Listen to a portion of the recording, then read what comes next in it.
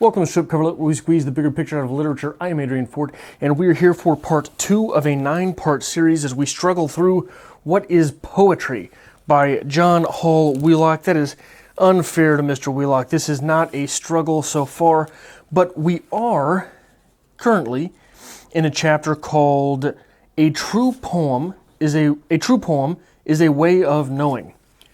And this is a very interesting chapter, and that's not fair either. This chapter is provocative, I think.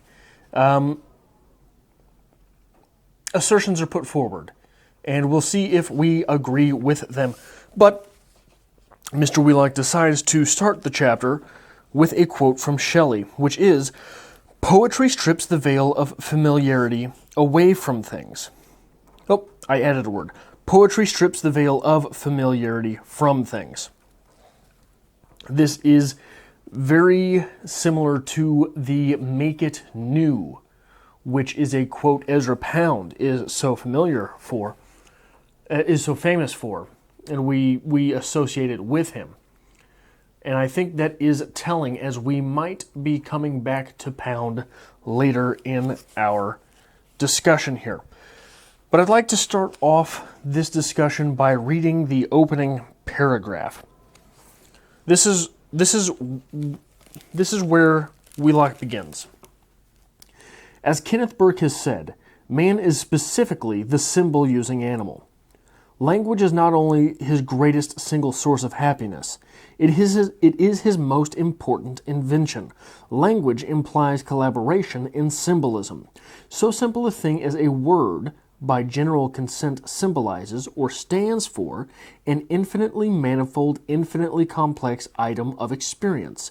A poem is a constellation of such symbols, representing a poet's rediscovery of some phase of reality. By dealing with things, by making use of them, by becoming accustomed to them, as we say, we lose sight of them. Most of us pass through life in a state of semi-anesthesia. The world about us has become so familiar that we no longer experience it. It is not sufficient that things be apprehended or the idea of them intellectually conveyed. If we are to re-experience them, we must reveal anew. Poetry, like all the arts, is revelation. A poem gives the world back to the maker of the poem in all its original strangeness, the shock of its first surprise. It is capable of doing the same for the rest of us. And I think that Wheelock is really onto something here, as poetry is more wholly concerned with the core conceit of its argument, if by no other means than that conceit constitutes a proportionately larger morsel of the whole than it does in prose. Emily Dickinson is really counting on you being able to hear the fly buzz as she dies in a way that Melville doesn't particularly seem to care if you call his protagonist Ishmael or not, because he's got another 584 pages to sell you on the proposition. Now, I think that this is perhaps a bit misleading, as all art is to make things new, especially in the post-photography world, which is a point that we will bring up later again in this discussion. But Wheelock then goes on through a considerable throat clearing about the clarity of meaning, citing the problem many have with obfuscation in modern art. And it is a considerable throat clearing that seems to be... So oftentimes when you're trying to make a point, and you're making a point in a book like this, a nonfiction book, you want to put your thesis out there, and then you want to give some counterpoints that you can then destroy. This comes across very intellectually highbrow. But he does make a couple points that I did enjoy. This coming to us on page 23. A poem may take a generation to yield its full secret. One might even say that a poem's meaning varies from age to age, since though fixed in its outer form as originally established, it has an existence in the public mind and develops there like a living thing. Then, there are the cases where the difficulty lies in the inadequacy of the reader's equipment. The many learned allusions that run through Paradise Lost, for instance, meant little at the time to the average reader, and mean even less to most of us today, for they assume a knowledge that was not and is not general. In that sense, an abstract poem by Wallace Stevens, shall we say, is no more obscure than is The Phoenix and the Turtle, though for reasons other than those that made and make the latter so difficult. Both require, for their interpretation, an equipment beyond that which the reader is likely to possess. And I thought that is an interesting point. That poetry is a living and breathing thing, as all art forms are.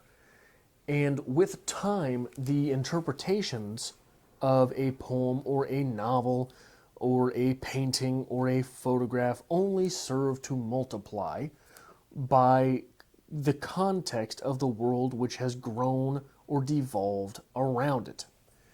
I am not sure exactly what this point has to do with poetry in particular, but Wheelock seems pretty sure of himself that it does have something to do with poetry in particular.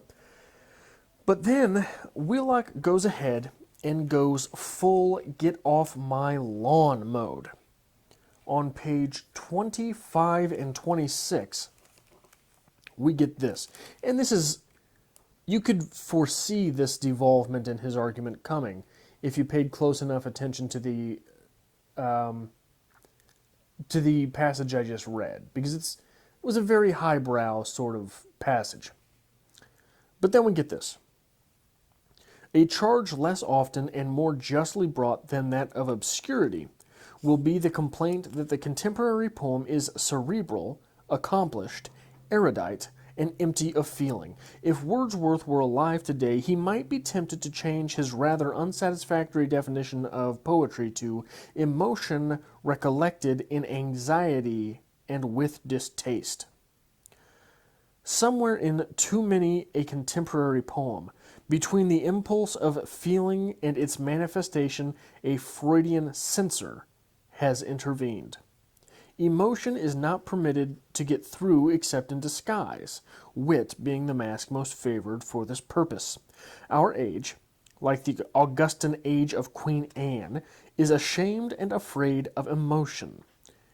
A poet is praised for being tough, a tough thinker, tough-minded lyricist, though just what he's supposed to be so tough about, it's hard to determine.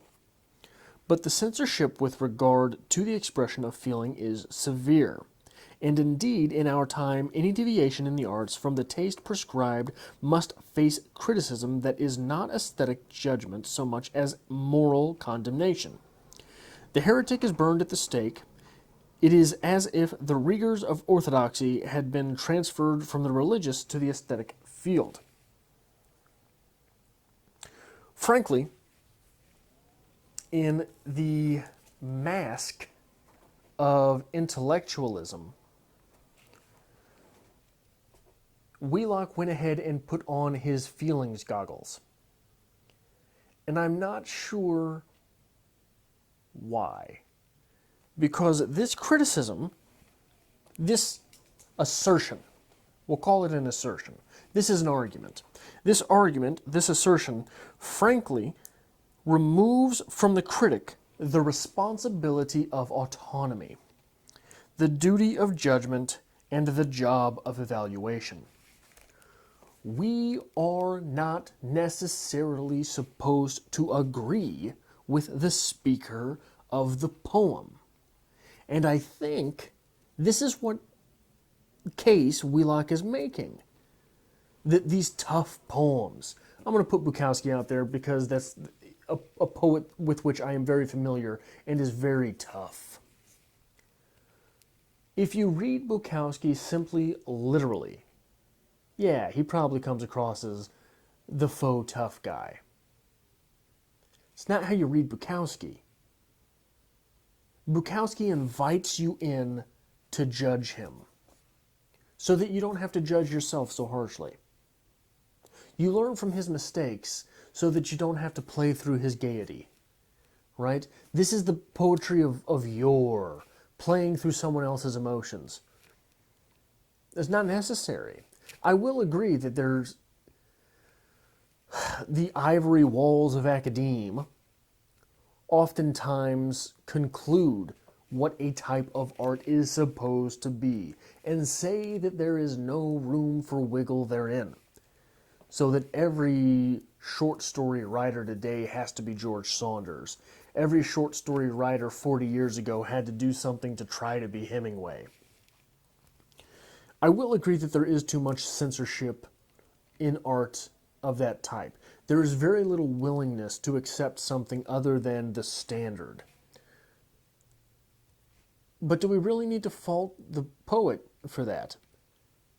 And what are we really getting towards our main thesis here to answer the question of the title of this book? What is poetry? Mightn't this be said about all forms of art, not simply poetry? Then he says on 26, verbal magic, the incantatory, even the lyrical have, with a few striking exceptions, given way to the didactic, the expository, the analytic, the music of words to the interplay of image and idea. And I can agree with that. I can see that there is less of this. There are fewer of these qualities in today's poems than the poetry of the 1800s. But I think much of this is because of the rise of the prevalence of music, and in particular, rap. All of these things are done better with music behind them. And what, I won't say done better, that's not fair. More times than not are done better with music behind them. This is why so often when you see interpretive readings of Shakespeare's sonnets or of Poe's poems, for example, there's music behind them. Still poetry, but kind of. Now it's a song. But I think that the rise of the prevalence of music is as much to blame for the strangeness of poetry today as is the natural progression of the poet.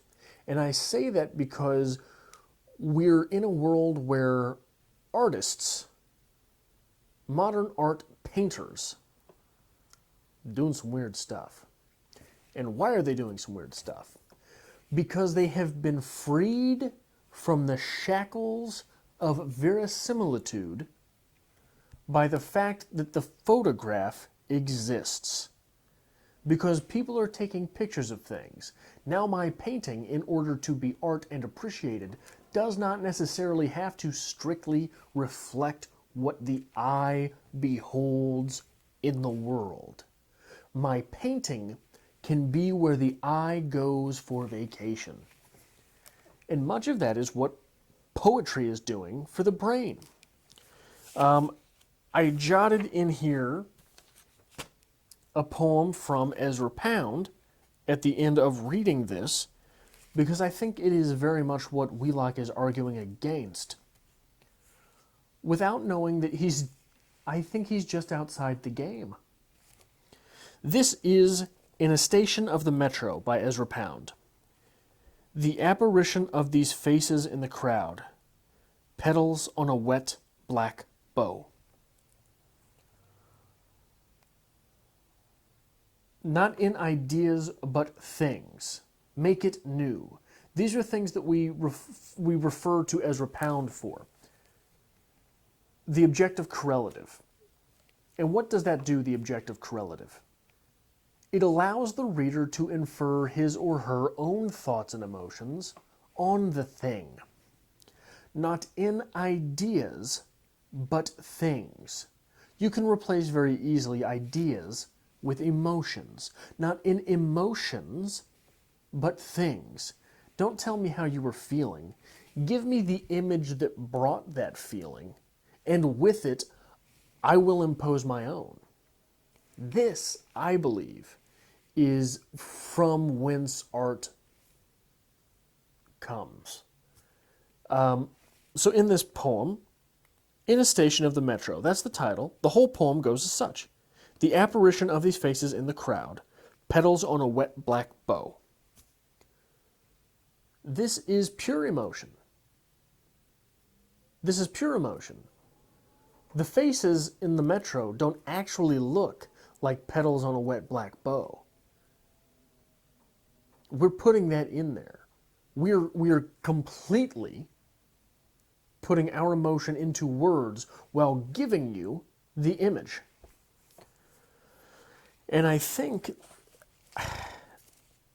hope that this excursion into nonfiction on Strip Cover Lit, as we search for a definition of poetry, does not go awry on the back of John Hall Wheelock, but instead, much like this chapter, I hope we continue to get provocative chapters, if not chapters with which we can agree, if not chapters that might help us shape or mold our own definition of poetry.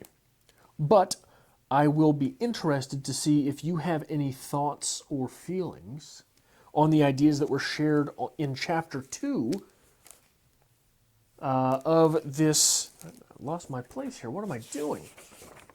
In Chapter 2 of this book, A True Poem is a Way of Knowing. And if you do have any thoughts on what has been expressed in this chapter, be sure to let me know in the comment section below, because I think that this could be a very fruitful venture here on the channel for the community.